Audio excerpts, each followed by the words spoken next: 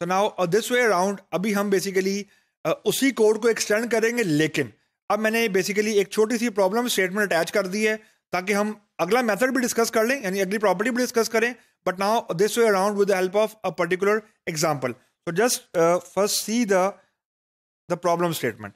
Okay, you guys need to write a PLSQL block to load all the employee names into PLSQL table. ये हम कर चुके हैं.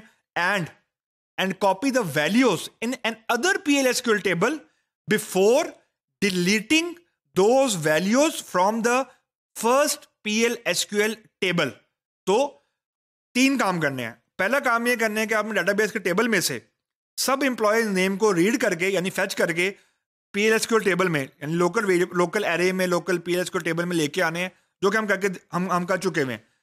अगला स्टेप ये करना है कि आपने जो PLSQL टेबल में डाटा लोड किया है उसे एक और PLSQL टेबल में कॉपी करें, और जो पहले वाला PLSQL टेबल था जिसमें एक्चुअली डाटा लोड हुआ था उसमें से हर एलिमेंट डिलीट करते जाएं. तो हमारे पास जो बेसिकली 2 PLSQL टेबल बनेंगे.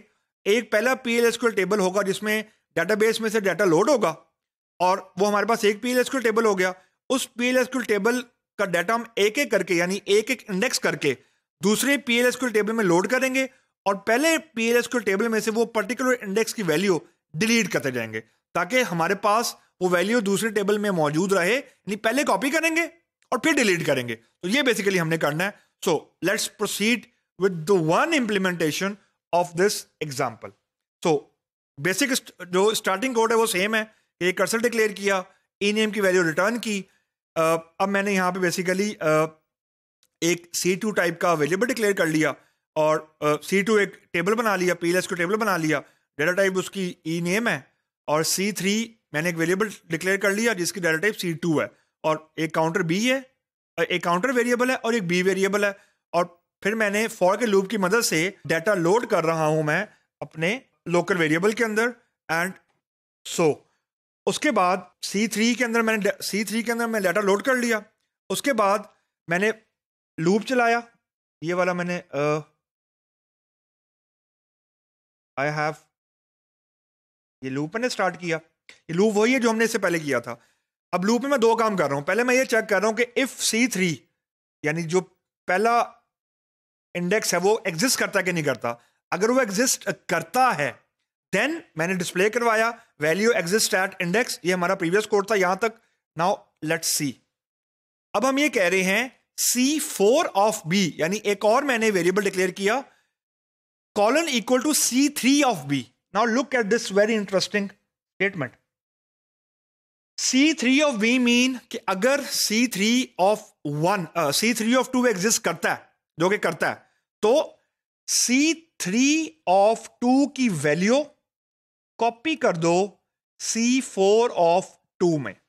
लेकिन पहले हमने ये चेक कर लिया है कि क्या C3 ऑफ 2 एग्जिस्ट करता है कि नहीं करता. अगर करता है तो C4 में कॉपी कर लो. ये पहला स्टेप हो गया. And then look at this function C3 dot delete bracket of B, यानी इस इंडेक्स को उड़ा दो. इंडेक्स से मुराद है कि इंडेक्स भी उड़ा दो, यानी इसको डिलीट कर दो और वैल्यू भी इसकी डिलीट हो जाएगी. तो that's the way how we can delete a value from a particular index in PLSQL table. And believe me, अगर ये C में करना पड़ता ना तो C में हमें बेसिकली इंडेक्सेस मूव करने पड़ते हैं.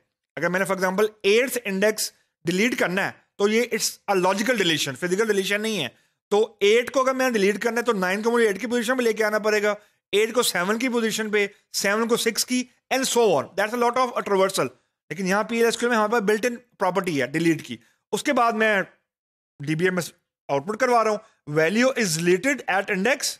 ये जो वैल्यू इंडेक्स डिलीट हुई है, वैल्यू कॉपीड इन न्यू PLSQL टेबल, और जो कॉपी हुई है वो मैं इसको यहां पे डिस्प्ले करवा रहा हूं एंड इफ. तो इससे पहले वाली 2 स्लाइड्स का जो कोड है वो कॉमन है. This is extension. ये नया कोड है हमारी प्रॉब्लम स्टेटमेंट के related. So let's try to run it in the editor. So I am in my editor.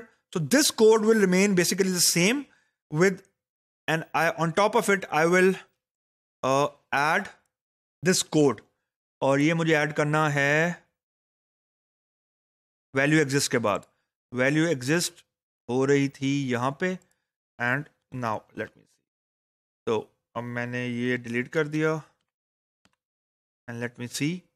कि ये क्या कर रहा है. What one thing I found missing वो ये है कि मुझे C4 यहाँ पे डिक्लेयर करना है. C4 उसकी डाटा टाइप C2 है. ये स्लाइड में नहीं थी, यहाँ पे मैं ऐड कर दिए. So let's try to run it and let's see कि ये डिलीशन करता है या कुछ एरर जनरेट करता है. So when I will run it, so now it's saying no data found, क्योंकि मैंने ये वाली चीज़ ऐड कर दी थी. Let me comment it out. अब ये मैंने कमेंट कर दिया. तो let me rerun this code and let me see how it will behave. Now it's saying value of counter 80, value 2, or look at the messages. Value exists at index 2, value is deleted at index 2. यानी जो हमारा deletion वाला message था, ये वाला message, value index, value deleted at index, value deleted at index 2, ये वाला message यहाँ पे आ गया. And value copied in new PL/SQL table, उसमें value है king, क्योंकि हमने ई नेम को लोड किया है. तो ये बेसिकली इस रो के अगेंस्ट डेटा दिखा रहा है. इसका मतलब है कि हमारी कॉपी जो है वो सक्सेसफुल हो गई है. दूसरा इंडेक्स डिलीट हुआ 4 और उसके अंदर जो C4 में वैल्यू कॉपी हुई है वो ब्लैक है. And this loop is going on. तो बेसिकली अब ये एग्जांपल है, यानी ये सोल्यूशन है कि हमने एक डेटाबेस के टेबल में से डाटा लोड किया.